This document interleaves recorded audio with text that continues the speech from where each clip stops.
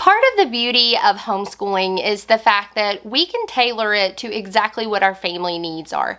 So maybe you have a child who needs to go to therapies each week, maybe you have music lessons, or maybe you go to co-ops. Any of those things. There's many different scenarios that could cause you to go outside of what would look like a normal, regular routine in your homeschool. Now, I'm going to talk about today that necessarily isn't a bad thing, and how you can keep consistency in your home and in your homeschool even when you run on irregular routines and on the go. So let's get started.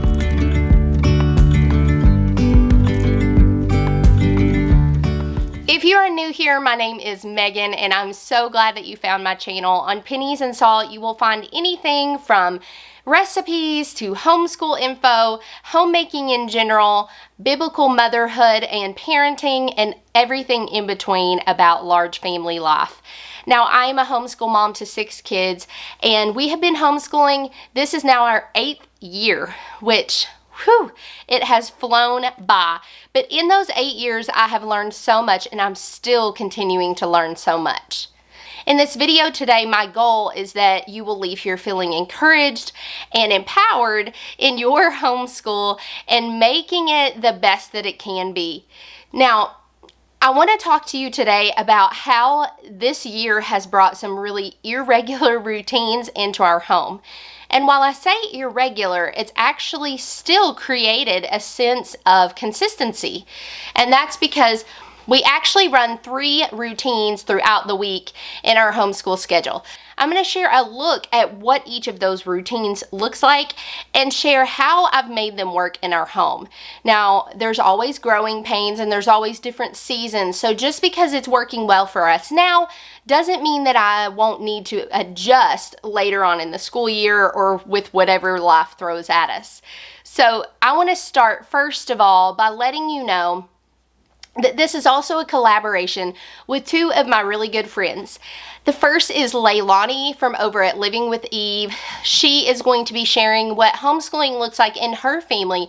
They are very much on the go for various different reasons, whether it be co-ops or therapies or whatever. So she's going to be sharing some great information on how they make homeschooling on the go work for them. As well as my friend Katie from Life in the Mundane, she's going to be sharing a look at what homeschool on the go looks like for them as well. So I will drop a link to both of their videos down below. Make sure that you head over, check their videos out. I know that you will glean so much from these 2 ladies. I absolutely love them, and they are really special and close friends to me. So make sure you head over and check their videos out to see how they run their homeschools as well. Now, I'm going to kind of talk through how our routines work, okay? So as I stated, we have 3 different routines that work for us throughout the week. The first routine we have is on Mondays, which happens to be the day that we have our homeschool co-op. So I am going to run through the day in the lifestyle in a few clips so you guys can see how our Mondays work. Good morning and welcome to our Monday morning co-op rush. So we have to be out of here by 8:30 to get to our co-op on time. So we are all dressed, so that part is done. And I think we've got about 20 minutes. Let me check. Nope, 25 minutes. We're doing better than I thought. So 25 minutes to get everybody's lunches packed and then out the door to our co-op. So we love co-op. My kids jump out of bed in the mornings on co-op mornings. So it's not hard to get them to get up and get going.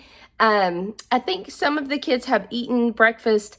Usually we do a pretty easy, quick grab breakfast, and then they grab a snack, put it in their backpack, and then of course I pack their lunches for co-op, and then we head out the door, and we will be at co-op until 2 o'clock. This is our Mondays. It's kind of a woo kind of start to the week, because then we also on Mondays 2 hours after co-op, we have to be at piano lessons for my oldest son. So Mondays are kind of a whirlwind, and sometimes we have things at church on Monday nights.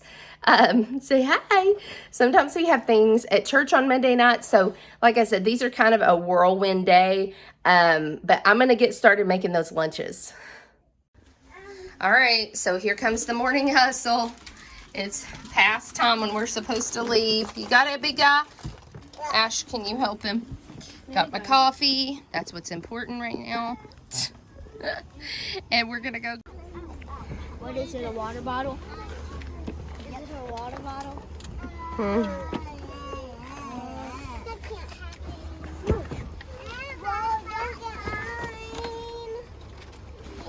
Oh wait, this is what we look like after co-op. Sweaty, tired, ready for snacks. So our Mondays, as you can see, are pretty busy days. Tuesday, Thursdays are our full-on homeschool days. That's what I like to call them. Because on Tuesdays and Thursdays, my two youngest ones, actually, this is new for us this year, my two youngest ones are actually enjoying a Parents' Day Out program at our church 2 days a week. So Tuesday, Thursday. Now, I am loving utilizing this Parents' Day Out, and I have never been able to do like a Parents' Day Out or have a mother's helper or anything like that before. If you can utilize something like that, I highly encourage you to at least check into it and see if it's going to work well for your family. But my little kids enjoy going, but it also allows us to not have the distractions that sometimes little ones can cause when you are really trying to focus in on homeschooling your kids.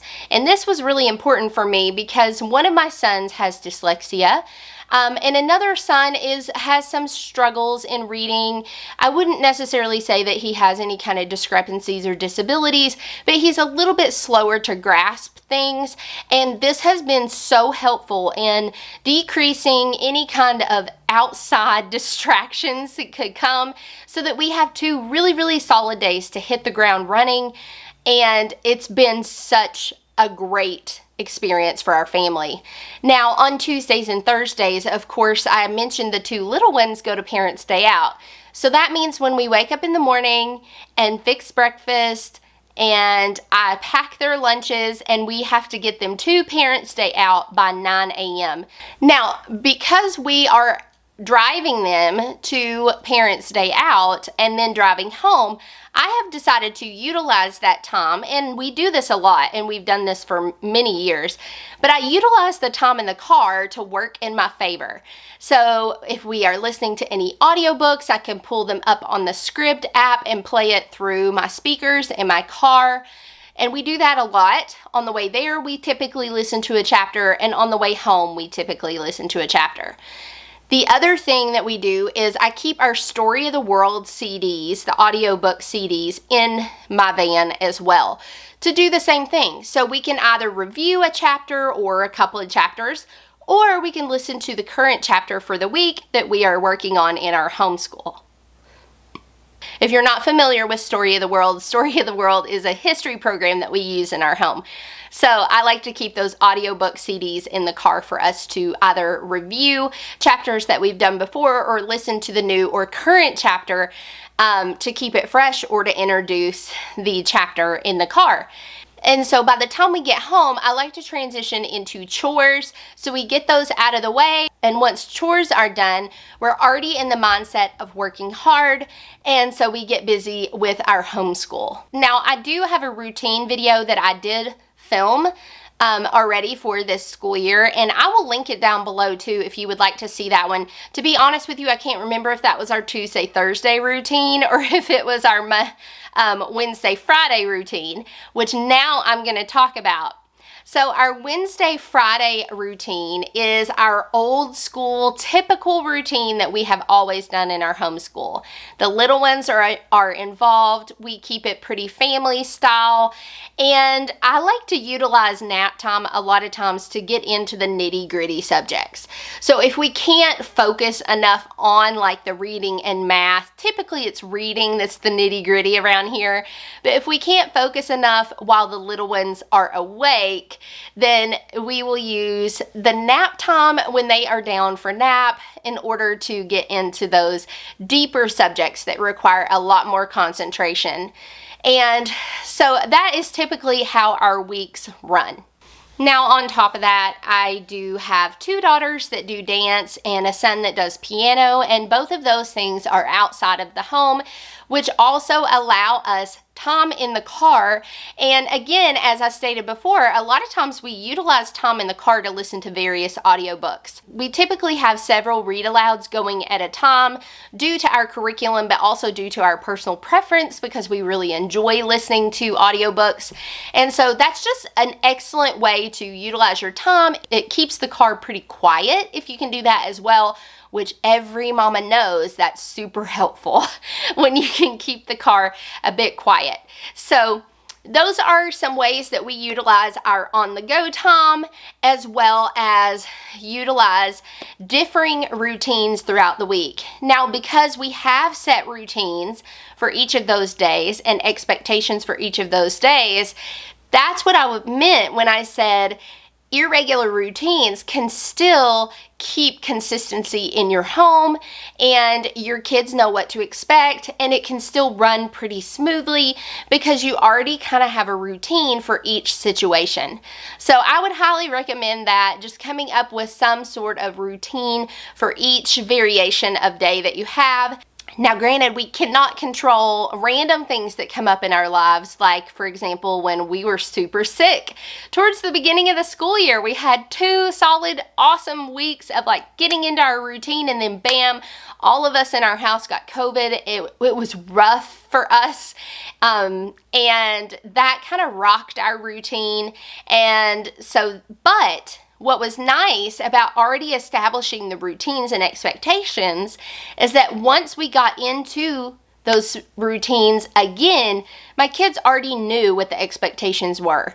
So our home thrives on routines because, like I said, the expectations are there, and it just gives a sense of security of what we can dive back into, and we know exactly how to function and do things. So I hope that this video was helpful for you guys. I would love to know down in the comments. Tell me, do you run on irregular routines? Do you have varying routines? What are some things that you do if you homeschool on the go? How do you utilize your different resources? Share down in the comments below. Make sure to check out Katie and Leilani's video, and I will see you guys on future videos. Thanks so much, guys, and I'll see you later.